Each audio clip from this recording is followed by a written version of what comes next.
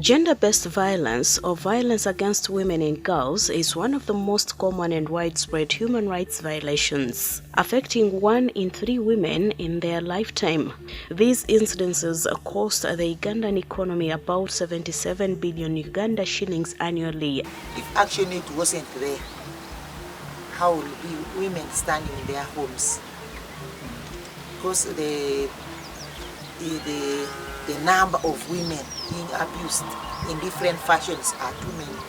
A 12-year-old was defiled by her uncle several times. She was threatened to never disclose this to anyone or else she would be killed. On one of the occasions, she was on her way to fetch water and the same perpetrator grabbed her, forced her into the bush and defiled her at knife point. Alanya was admitted to the shelter for psychological support to alleviate mental distress due to the trauma she experienced.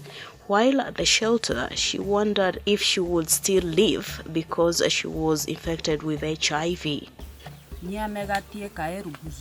I asked her what happened. Immediately, I rushed to the police, who then told me to bring or reveal where the man stays. The police went to arrest him as we headed with the girl to the hospital, but unfortunately, Christine was found HIV positive. The boy was taken by the police and screened, also found HIV/AIDS positive. So the survivor was admitted to the GBV shelter for 3 days, where she was offered counseling because she was so traumatized to the extent that she wanted to commit suicide.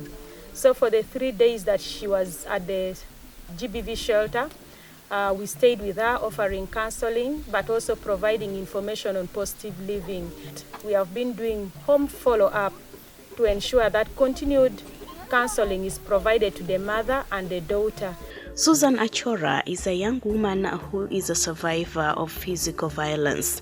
She was battered daily by her husband when he got home drunk. One day, she was badly beaten that she fell into a coma while she was 8 months pregnant.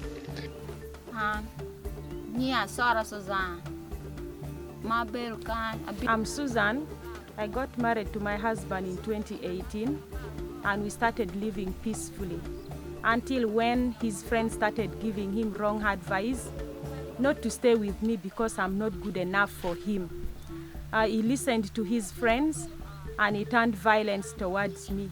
He started beating me until one day he beat me so badly when I was 8 months old pregnant to the extent that I had to be admitted in the hospital for 3 days.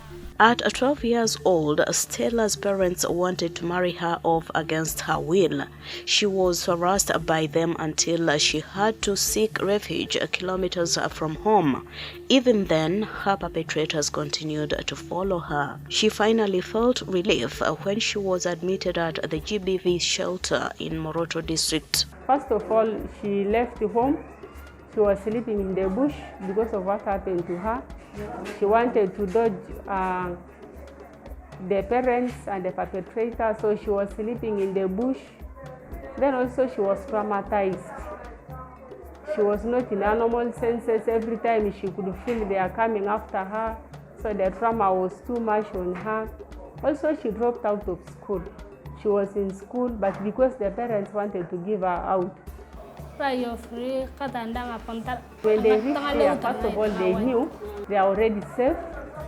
They are in the safe environment, in the right hands, and they are in a safe place also, whereby at least no one can easily access them. Even the trauma already disappeared. They were free. They were able to interact with each other freely. The trauma also disappeared.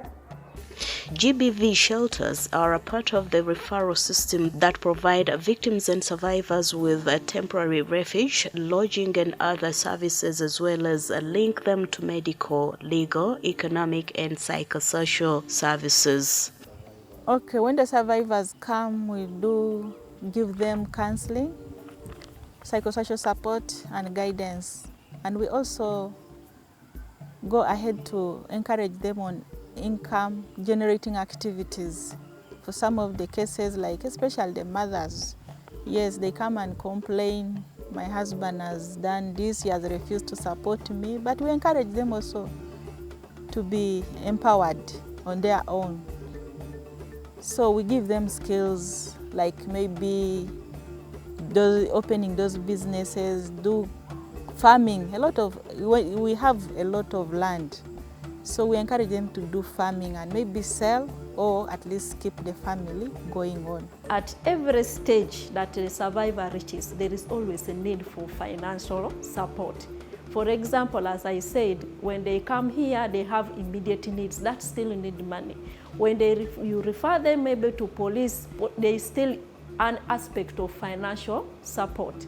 When it comes, maybe when the matter is reaching to a level of going to court, there is still financial support there because you need to file a case for this person. There are always charges in what? In court. They need filing fee, they need a fee for summoning the other person. All those fees there, this person is not able to get. So the person will always look upon to the shelter to see how is my case, has it been filed, is the lawyer coming, has the summon been given. So to effectively really make these shelters effective, when the shelters need financial support. Susan, Alanyo and Stella all benefited from these services, and this helped them recover from the trauma they each went through. Women and girls fear to report incidences due to poverty, lack of awareness, lengthy formal procedures, weak enforcement of laws, and financial dependence. Caregivers say GBV shelters have tremendously helped in creating healing, but also safe spaces to victims and survivors of GBV. It is here that protection, psychosocial support, legal support, and skills development is planned and given to victims. The shelter has been really so much beneficial. Why? For instance, you realize that we developed the referral pathway, which is in place. We also customize it to fit the sub-county. You realize that we have many cases of female genital mutilation in the Tepeth community. We have issues of child marriages down in the community. Then we have also cases of capital nature, like aggravated defilement cases. So most of these survivors run for rescue. So you realize that we accommodate them at our GBV shelter. So that's why you realize that the GBV shelter is so much beneficial to us. Why? Because we provide psychosocial support, we accommodate these children, we give them food. Then at the end of it all, we reintegrate them to be with their families. So we feel this is a safer haven for them, for these children, for the girls, so that they are never traumatized. This is a safer place for them. In communities where shelters have been closed, challenges are imminent. In Moroto, for example, survivors of violence share the same facility with district officers, something caregivers say can expose them further. We also have a challenge of resources to maintain them. Just as you have heard that our shelter is closed, those are the challenges that we have. If there are no partners who are there, last time Mifumi was running the shelter, but later on, I think the funds got finished and the survivors had to be brought back. Of course, one of the challenges is keeping them here in the police. But of course, we have nowhere to send them. It is our duty to protect them until when we see that it's safe for them to go back. So the challenge we have is, one, the resources are not all that. And then, of course, the shelter is not fully fledged, it's not running fully. Funds not there all the time. And one of the challenges we also have is accessing those areas which are inaccessible, like the mountain. Like the girls we have right now, they are all from the mountain. Shelters play a vital role in GBV response. They are safe haven for survivors and have become a beacon of hope in communities and an example of what can be achieved when there is a solidarity against the crime of violence against women and girls in many parts of Uganda. This life-saving support must be sustained.